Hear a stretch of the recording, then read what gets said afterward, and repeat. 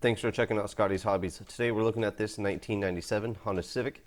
We're going to be removing the pads and rotors. First, we're going to remove this lower screw using a 12mm socket. I've noticed that this screw size varies on different models, so yours might be a different size, but the torque specification will be the same. I like to reinstall screws where I remove them if I can during the disassembly process. Next, we're going to remove this bracket that holds your brake hose or brake line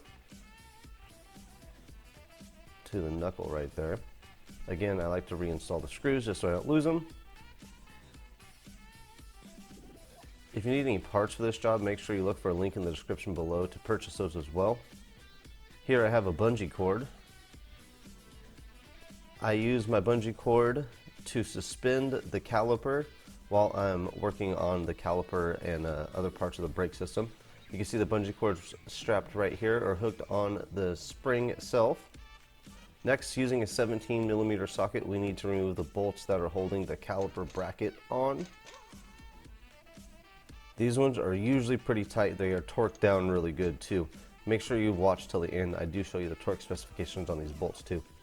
Using a impact screwdriver, we got to remove the screws that they are used, or these are used during production just to make it easier to assemble.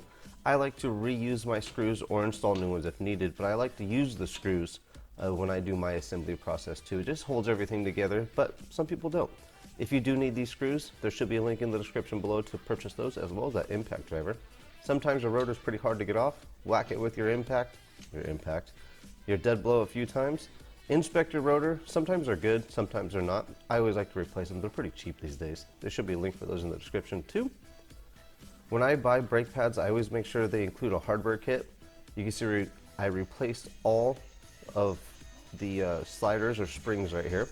Those keep the pads quiet, so make sure you replace those every time, just so you get a good brake job.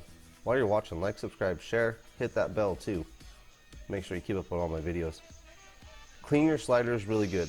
I use brake clean a lot. It's not that cheap, but it does help.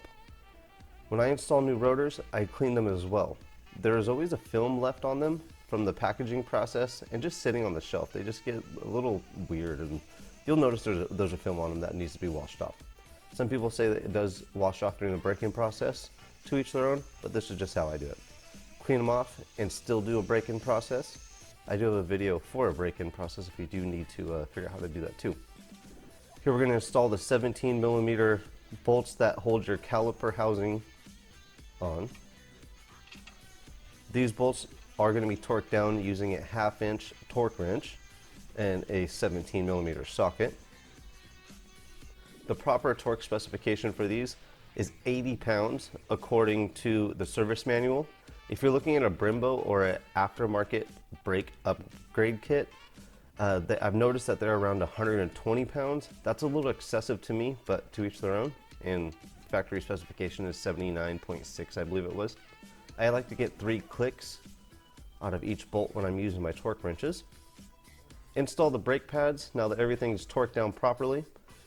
I like to slide the bottom of the pad into the guides first and then push the pad against the top of the rotor, or the outside of the rotor. It's circle, so it's not really a top.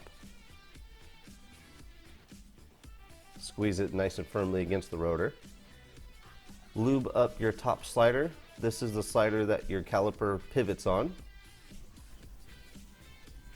Make sure to remove all the old grease before applying your new grease as well on that slider. Grab your caliper.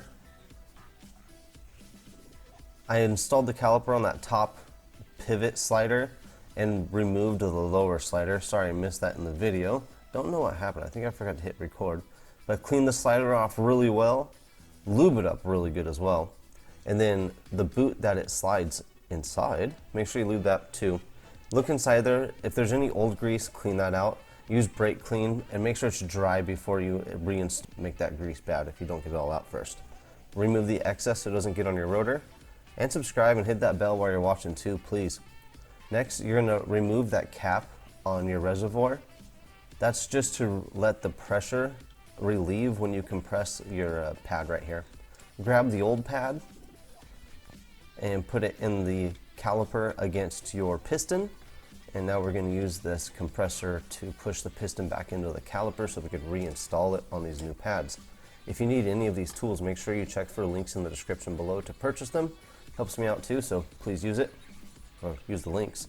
Make sure your slider on the bottom slides freely and really easily, and reinstall. You might have to push the slider back, or you probably should since you have new pads.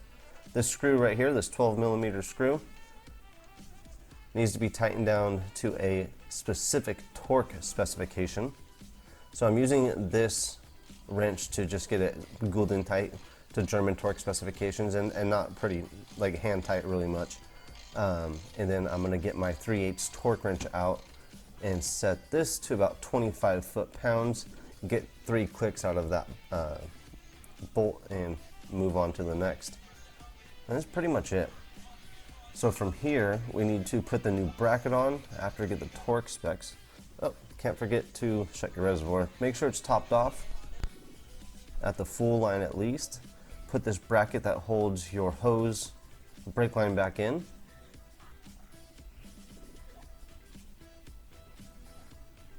It's back on, not back in.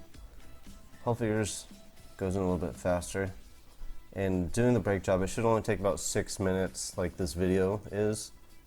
No, I'm just kidding. This job should take about an hour and a half, 2 hours with minimal knowledge. And if you know what you're doing, I could probably do this in an hour. These screws right here do not need to be torqued down, but just glue them tight, German torque specs. And after this, you need to pump the brakes. After installing the new brake pads, you need to make sure there's pressure in the brake system before you get on the road. So, after you put the wheel on, drop the vehicle on the ground, make sure the e-brake is on, or do it before you go on the ground, either way. Just make sure you get pressure in the brake system before you move the vehicle. Once upon a time I did that and crashed a car on my second brake job. So don't make my mistakes, learn from me. Like, subscribe, and share. Hopefully this helped you out. Comment below with the year, make, model that this video helped you on. I'll see you guys on the next, hopefully helpful video.